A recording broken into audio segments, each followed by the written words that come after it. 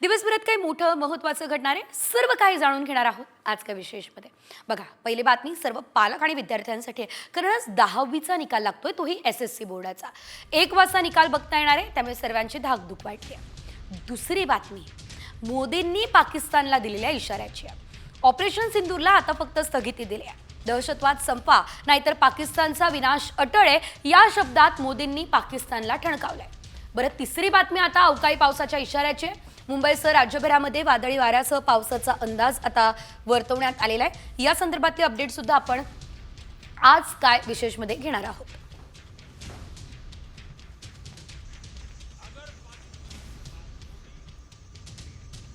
पंतप्रधान नरेंद्र मोदींनी पाकिस्तानला थेट इशारा दिला. आता पाक सोबत चर्चा फक्त POK वरच होणार आहे, असं मोदींनी पाकिस्तानला थेट ठणकावलेलं आहे. आज हर आतंकी, आतंक का हर संगठन जान चुका है कि हमारी बहनों बेटियों के माथे से सिंदूर हटाने का अंजाम क्या होता है. मैं आज विश्व समुदाय को भी कहूंगा, हमारी घोषित नीति रही है, अगर पाकिस्तान से बात होगी तो टेररिज्म पर ही होगी. अगर पाकिस्तान से बात होगी तो पाक ऑक्युपाइड कश्मीर POK उस पर ही होगी. पंतप्रधानांनी काय म्हटलंय आपण बघितलं. मात्र पंतप्रधान मोदींच्या भाषणातून निराशा आणि हतबलता दिसली आहे. ही टीका काँग्रेसचे नेते विजय वडेट्टीवार यांनी केली आहे. पाकिस्तान विरोधात लढण्यासाठी सैन्याला सर्वात जास्त अधिकार दिलेले होते, सर्व अधिकार दिलेले होते, मात्र त्यावर मोदी ठाम का राहिले नाही असा प्रश्न वडेट्टीवार यांनी उपस्थित केलेला आहे. आमच्या देशाच्या पंतप्रधानांचं भाषण, पण ती अपेक्षा होती की ट्रम्प हमको जिंकते नाही. आणि ज्यावेळेस ते म्हणत होते की मुंबईवर हल्ला होतो आणि रडत रडत अमेरिकेकडे जाऊन सांगतात पाकिस्तानात घुसायला पाहिजे. नका घुसू, पण सैन्य आमचे ताकदवर आहेत, त्यांना तुम्ही जो अधिकार दिला होता किंवा त्यांना तुम्ही पूर्ण निर्णय घेण्याचा तुम्ही त्यांना अधिकार दिला, पण त्यावर तरी ठाम राहून ते करण्याची आवश्यकता होती. पण काल पंतप्रधानांच्या भाषणातून निराशा आणि हतबलता दिसली. समझने वाले को इशारा काफी आहे. भविष्यात कारवाईसाठी आमच्या यंत्रणा सज्ज आहे. हल्ला केल्यास जशास तसं उत्तर देऊ असा इशारा भारतीय सैन्य दलानं पाकिस्तानला आता दिलेला आहे. और अंत में यह मैं स्पष्ट शब्दों में कह देना चाहता हूं कि हमारी सभी मिलिट्री बेसिस और सारे इक्विपमेंट और सिस्टम्स ऑपरेशनल हैं और ज़रूरत पड़ने पर अपने अगले मिशन के लिए तैयार हैं और तत्पर भी हैं. तर भारतानं केलेल्या हल्ल्यात पाकिस्तानचे अणुबॉम्ब केंद्राला हादरे बसले आणि त्यामुळे गळती झाली असल्याची देखील माहिती आहे. मात्र पाकिस्तानचे अणुबॉम्ब असलेल्या किराणा हिलवर भारतानं हल्लाच केलेला नाहीये अशी सैन्य दलानं माहिती दिली. त्यामुळे ही अफवा होती असं देखील कळत आहे.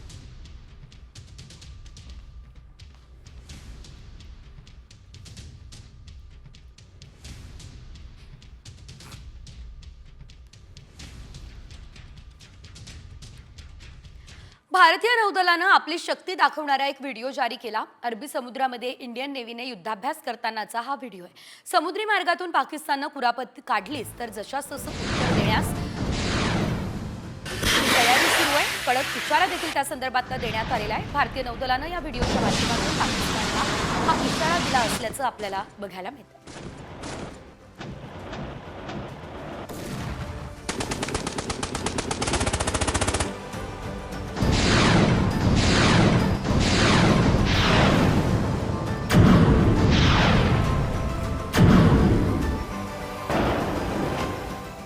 भारत पाकिस्तान युद्धावेळी पाकिस्ताननं भारताचं राफेल पाडल्याचा दावा केला.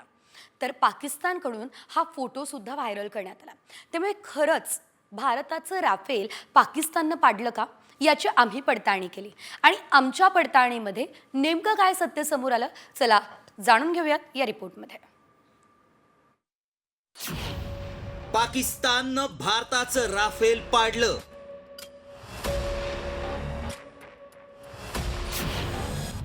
राफेल पाडल्याचे पाककडून फोटो व्हायरल.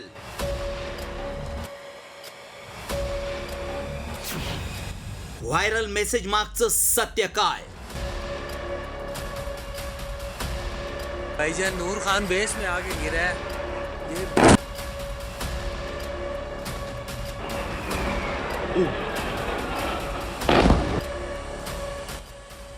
हाच आहे तो फोटो.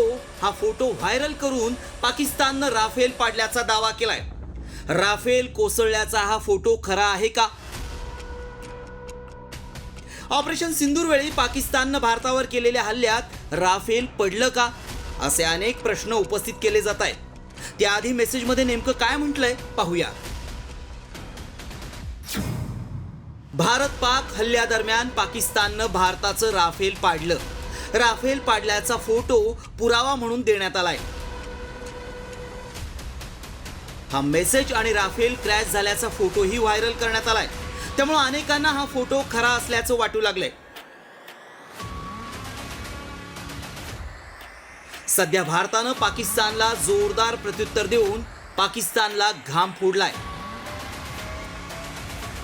त्यामुळे 3 दिवसातच पाकिस्ताननं गुडघ्यावर येत भारताकडे शस्त्रसंधीची मागणी केली. आणि आता शस्त्रसंधी केल्यानंतर भारताच्या विरोधात फोटो व्हायरल केले जात आहेत. त्यामुळे आम्ही या फोटोची पडताळणी केली. त्यावेळी काय सत्य समोर आलं पाहूया. ऑपरेशन सिंदूर वेळी पाकनं राफेल पाडलेलं नाही. भारताचं कोणतंही फायटर जेट उद्ध्वस्त झालेलं नाही. पाकिस्ताननं राफेल पाडल्याचा दावा खोटा आहे. MiG-21 क्रॅश झाल्याचा जुना फोटो व्हायरल झालाय. हल्ल्यात पाकिस्तानचा धुव्वा उडवल्यानं पाक सैरभैर झालाय. पाकिस्तानकडून भारताविरोधात चुकीची माहिती पसरवली जातीये. आता हे राफेल पाडल्याचा दावा करण्यात आलाय. मात्र हा व्हायरल फोटो 2021 सालातला आहे. पंजाबच्या मोगा जिल्ह्यात भारतीय वायुसेनेचं MiG-21 जेट क्रॅश झालं होतं. त्यावेळचा फोटो आता व्हायरल करून भारताच्या बदनामीचा डाव पाकिस्ताननं आखलाय. आमच्या पडताळणीत पाकिस्ताननं राफेल पाडल्याचा दावा असत्य ठरलाय. ब्युरो रिपोर्ट, साम टीव्ही न्यूज. आणि आता बातमी आहे पाकड्यांचा खोटारडेपणा उघडकीस आणणारी.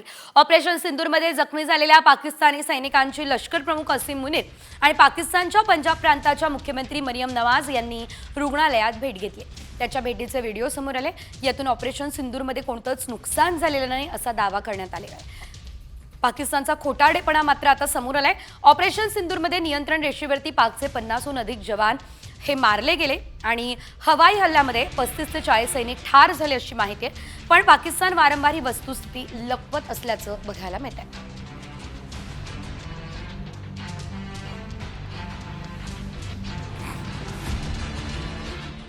युद्ध थांबवलं नाही तर दोन्ही देशांसोबतचा व्यापार बंद होईल हा थेट इशारा अमेरिकेचे राष्ट्राध्यक्ष डोनाल्ड ट्रम्प यांनी आता भारत आणि पाकिस्तानला दिलाय. दोन्ही देश अण्वस्त्रधारी आहेत. युद्ध झाल्यास अनेकांचा बळी जाईल आणि त्यामुळे या शस्त्रसंधीसाठी अमेरिकेने पुढाकार घेतलाय आणि ही शस्त्रसंधी कायम राहील असा विश्वास ट्रम्प यांनी व्यक्त केलाय. And we helped also with trade. I said, come on, we're going to do a lot of trade with you guys. Let's stop it. Let's stop it. If you stop it, we're doing trade. If you don't stop it, we're not going to do any trade. People have never really used trade the way I used it. That I can tell you. And all of a sudden they said, I think we're going to stop. तर Donald Trump काय म्हणाले आपण बघितलं तर दुसरीकडे अमेरिकाचा युद्ध थांबवण्याचा इशारा पंतप्रधान मोदींनी धुडकावलाय. दहशतवाद आणि पीओकेवरच पाकिस्तानसोबत चर्चा होईल असं मोदींनी आता सुनावलंय. युद्ध थांबवलं नाही तर आम्ही व्यापार करणार नाही असा इशारा ट्रम्प यांनी दिला असल्याचं बघायला मिळतंय. मात्र मोदींनी अमेरिकेचा इशारा धुडकावून लावत पाकिस्तानलाच खडे बोल सुनावले.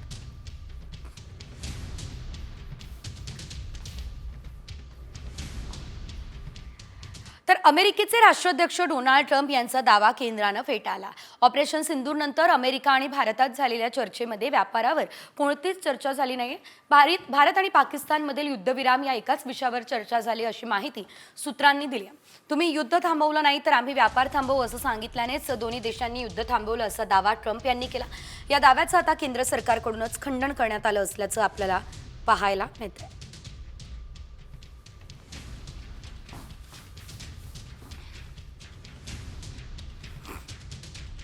आणि आज 10वीचा निकाल लागणार आहे, त्यामुळे ही बातमी पालक आणि विद्यार्थ्यांसाठी मोठी आहे.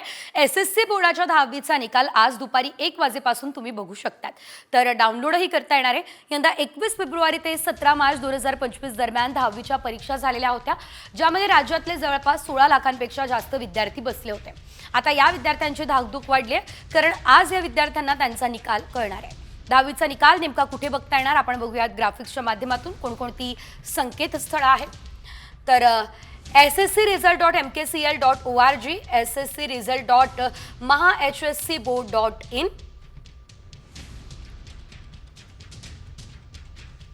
शिवाय mahahscboard.in, शिवाय maharesult.nic.in या संकेतस्थळावर देखील तुम्ही हा निकाल जो आहे तो पाहू शकणार आहात.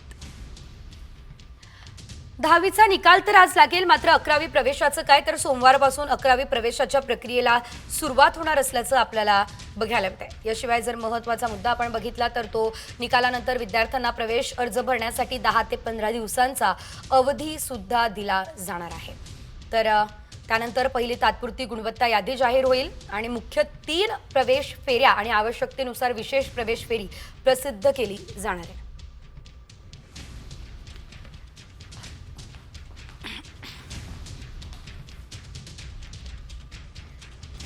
आणि यानंतर आणखी काही मोठ्या आणि महत्त्वाच्या ऑपरेशन सिंदूर संदर्भातला अपडेट जाणून घेऊयात वेगवान स्वरूपात. भारत पाकिस्तान DGMOमध्ये चर्चा झालेली आहे. हॉटलाईनवरून दोन्ही देशाच्या DGMOमध्ये चर्चा झाली आहे. यावेळी चर्चेमध्ये शस्त्रसंधीचं उल्लंघन होणार नाही याची देखील पाकिस्तानकडून ग्वाही आता देण्यात आल्याची माहिती आहे.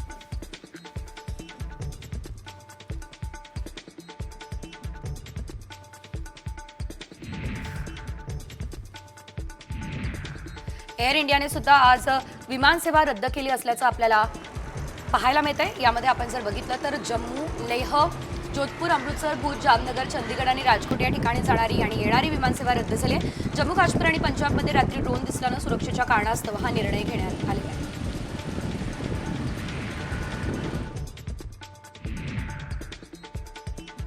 आज जम्मू, चंदीगड, लेह, अमृतसर, श्रीनगर आणि राजकोटला जाणाऱ्या आणि येणाऱ्या सर्व विमानांची उड्डाणं ही रद्द करण्यात आलेली आहे. जम्मू काश्मीर आणि पंजाबमध्ये रात्री ड्रोन दिसले, त्यामुळे इंडिगो विमान सेवेने मोठा निर्णय घेतलाय. इंडिगोचं पथक या परिस्थितीचं सक्रियपणे निरीक्षण करतानाही दिसतंय.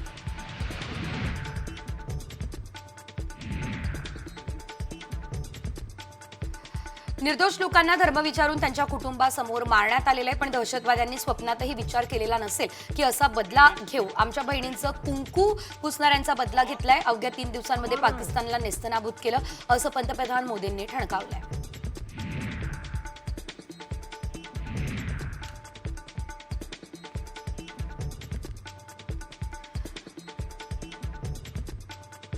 युद्ध थांबवलं नाही तर दोन्ही देशांसोबतचा व्यापार बंद होईल असा थेट इशारा अमेरिकेचे राष्ट्राध्यक्ष डोनाल्ड ट्रम्प यांनी भारत आणि पाकिस्तानला दिला. दोन्ही देश अण्वस्त्रधारी आहेत. युद्ध झाल्यास अनेकांचा बळी जाणार आहे आणि त्यामुळे या शस्त्रसंधीसाठी अमेरिकेने पुढाकार घेतला आणि ही शस्त्रसंधी कायम राहील असा विश्वास ट्रम्प यांनी या दरम्यान व्यक्त केला.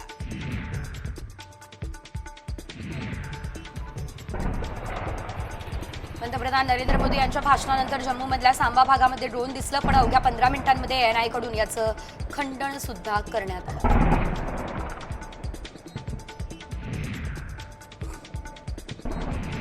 पाकिस्तानच्या हल्ल्याला भारतानं चोख उत्तर दिलंय. चीन मेड मिसाईल तुर्कीचे ड्रोन हवेतच उद्ध्वस्त केल्याची माहिती मिळते. एअरफोर्सने ही माहिती दिली आहे. पाकिस्तानची अवस्था कशी बिकट केलेली आहे हे पत्रकार परिषदेमध्ये दाखवलंय.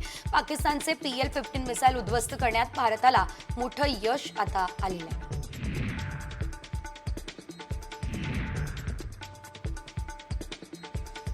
समझने वाले को इशारा काफी आहे. भविष्यामध्ये कारवाईसाठी आमच्या यंत्रणा सज्ज आहेत. हल्ला केल्यास जशास तसं उत्तर देऊ असा इशारा भारतीय सैन्य दलानं पाकिस्तानला दिला असल्याचं देखील बघायला मिळतंय.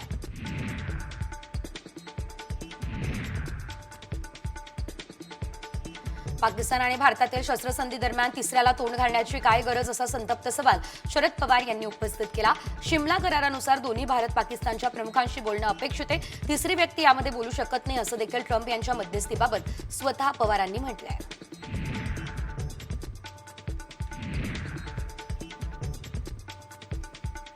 पंतप्रधान नरेंद्र मोदी यांनी पाकिस्तानला हिंदुस्थान काय आहे हे दाखवून दिलं असं परिवहन मंत्री प्रताप सरनाईक म्हणाले. हिंदुस्थानमध्ये जी गुंडगिरी दादागिरी त्यांच्या दहशतवादी कृत्याच्या माध्यमातून सुरू होती त्यांना धडा शिकवण्याचं काम हे त्यांनी केलं. लोक त्यांच्या बरोबर आहेत असं देखील सरनाईक यांनी म्हटलं. ते वर्ध्यामध्ये बोलत होते.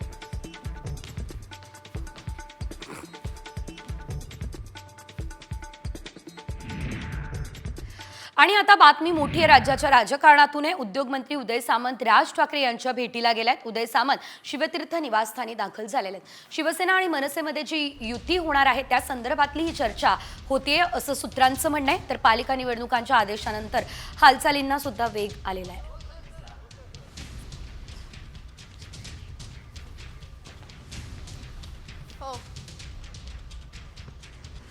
तर महापालिका निवडणुकीसाठी मनसे चांगलीच ऍक्टिव्ह झालेली आहे. मनसे अध्यक्ष राज ठाकरे 2 दिवसांचा नाशिक दौरा करणार आहे. 15 आणि 16 मे रोजी राज ठाकरे नाशिकला येत आहे. आगामी स्थानिक स्वराज्य संस्थांच्या निवडणुकीच्या पार्श्वभूमीवर राज ठाकरेंचा नाशिक दौरा आहे. पक्ष संघटन मजबूत करण्यासाठी कार्यकर्त्यांना काय कारमंत्र देणार हे बघणं महत्त्वाचं. उद्धव ठाकरेंनी याआधी नाशिक दौरा केलाय आणि आता राज ठाकरे देखील शहरात येत आहे. या दौऱ्यामध्ये ठाकरे सेना आणि मनसेच्या युती संदर्भात आढावा घेतला जाईल.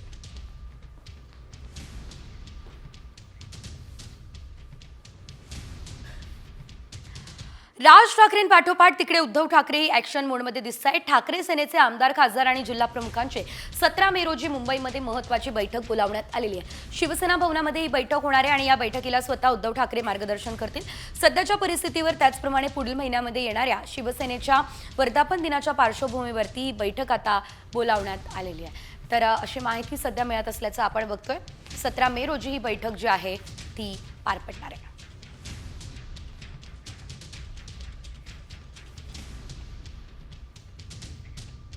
आणि पुढे उर्वरित बातम्या बघूया. झटपट 100च्या माध्यमातून सुरुवातीला काही पावसासंदर्भातल्या अपडेट्स. मान्सून आज अंदमान निकोबारला पोहोचण्याची शक्यता आहे. महाराष्ट्रातील 6 जिल्ह्यांना ऑरेंज अलर्ट दिलाय.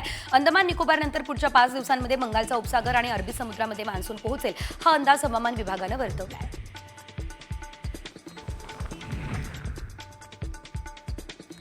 पुण्याच्या उंडरी परिसरामध्ये जोरदार अवकाळी पाऊस झालेला आहे. अवकाळी पावसामुळे आता रस्त्यावरती पाणी साचले, त्यामुळे वाहतूक कोंडी झाली. दरम्यान उकाड्यानं हैराण झालेल्या नागरिकांना पावसानं दिलासा दिला.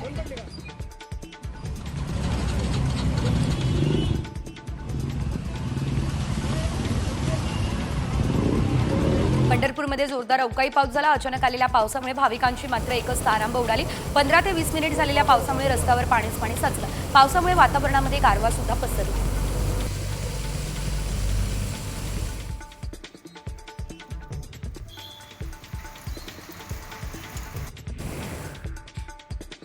बुलढाण्यामध्ये लोणार तालुक्यामध्ये मुसळधार पाऊस झालाय. वादळी वारं आणि विजेच्या कडकडाटासह अवकाळी पाऊस बरसला. त्यामध्ये चोर पांगरा गावातील महिलेच्या अंगावर वीज कोसळली.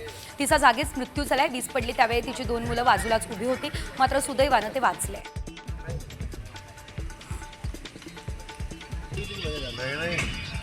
राज्यातील अनेक भागात पुन्हा अवकाळी पाऊस झालाय. विशेष म्हणजे मराठवाड्याला अवकाळी पावसाचा मोठा फटका बसला. कोल्हापूर, नाशिक, बुलढाणा परिसराला पावसानं झोडपून काढलं. वीज पडून राज्यात 4 मृत्यूची नोंद आहे, तर अनेक जनावरं सुद्धा दगावले असल्याचं कळत आहे.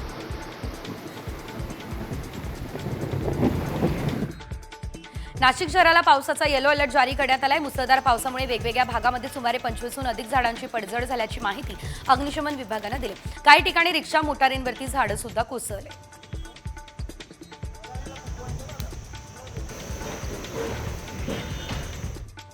नाशिकमध्ये अवकाळी पावसामुळे अनेक ठिकाणी झाडं कोसळली आहे. दरम्यान सातपूरजवळ झाड अंगावर पडून एका तरुणाचा मृत्यू झाला. दुसरा तरुण गंभीररित्या जखमी झालेला आहे. दोघे जण ऑफिसला जात असताना ही घटना घडली आहे. गौरव या तरुणाचा मृत्यू झालेला आहे आणि समयेक भोसले असं गंभीर तरुणाचं नाव आहे.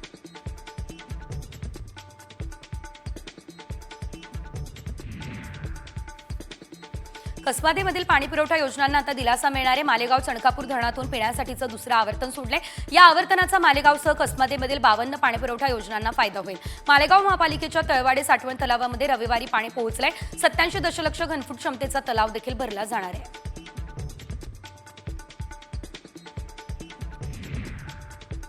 भारतीय रेल्वेची शिवाजी महाराज आणि गौरवशाली मराठा पर्यटन गाडी 9 जूनपासून सुरू होईल. राज्यातील सांस्कृतिक आणि तीर्थस्थानांचं दर्शन देखील या योजनेमध्ये पाहायला मिळेल. या रेल्वेतून प्रवाशांना आता महाराजांच्या संबंधित किल्ल्यांवरती प्रत्यक्ष जाण्याची संधी मिळेल. या अनोख्या प्रवासामध्ये पर्यटकांना आता विशेष यात्रा पॅकेज मिळणार आहे.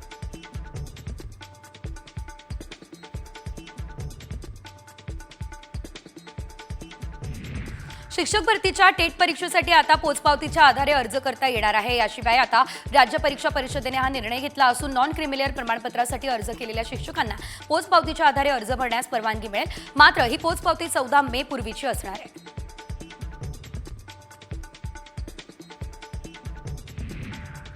आयपीएलच्या उर्वरित सामन्यांचं वेळापत्रक अखेर जाहीर झालंय. 17 मे पासून आयपीएलच्या उर्वरित मॅचेस सुरू होतील. 3 जूनला आयपीएलचा अंतिम सामना होणार आहे. एकूण 17 सामने 6 ठिकाणी खेळवले जातील. सुधारित वेळापत्रकामध्ये हे डबल हेडर सामने होणार आहेत, जे 2 रविवारी खेळवले जाणार आहेत.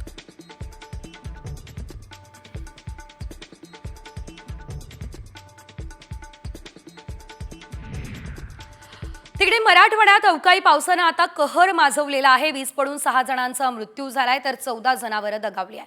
2,500 हेक्टर क्षेत्रावरच्या पिकांसह फळबागांना सुद्धा अवकाळीचा जोरदार फटका बसलाय. मराठवाड्यातल्या अनेक भागांमध्ये गारपिटीनं नुकसान केलंय. जालना जिल्ह्यामध्ये 1,923 बाधित क्षेत्र आहेत. गेल्या महिन्यामध्ये अवकाळी पावसामुळे आता 3,036 हेक्टरवरील पिकांचं नुकसान झालेलं आहे. मक्यासह अन्य उन्हाळी पिकांना फटका बसलाय. फळबागा देखील बाधित झालेल्या आहेत.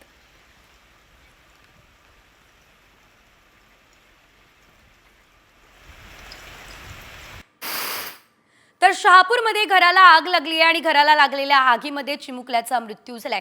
कसारा बायपासवरती घराला आग लागलेली आहे. तिथूनच जाणाऱ्या काही मुलांनी उपलब्ध पाण्यामध्ये आग विझवण्याचा प्रयत्न केलाय. त्याचवेळी आता आत 3.5 वर्षांचा मुलगा अडकला असल्याचंही वृत्त आहे. त्याला तातडीने रुग्णालयामध्ये दाखल केलेलं आहे. तोवर त्याचा मृत्यू झालेला होता. पाणी टंचाई असल्यानं आग विझवण्यातही अडचण निर्माण झाली आणि यामध्ये या चिमुकल्याचा मृत्यू झाला असल्याचं आपल्याला बघायला मिळालं.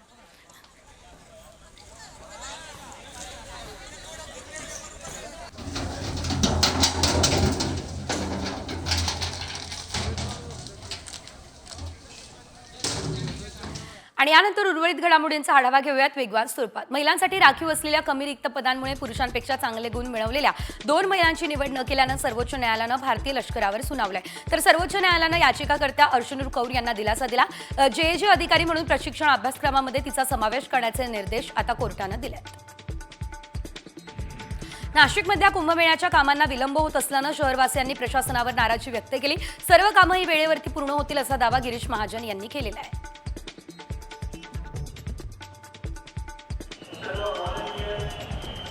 पुण्यात आरटीओ शालेय विद्यार्थ्यांना आता रस्ते सुरक्षा नियमांचे धडे देणारे 8,000 शाळांमधील जवळपास 10 लाख विद्यार्थ्यांना रोड सेफ्टी ट्रॅक या उपक्रमाअंतर्गत धडे दिले जातील. या उपक्रमामध्ये एका दिवसामध्ये 600 विद्यार्थी सहभागी होणार आहे. रस्ता सुरक्षेच्या बाबत जनजागृती व्हावी यासाठी सुद्धा आरटीओ आता क्लासरूम तयार करणार आहे.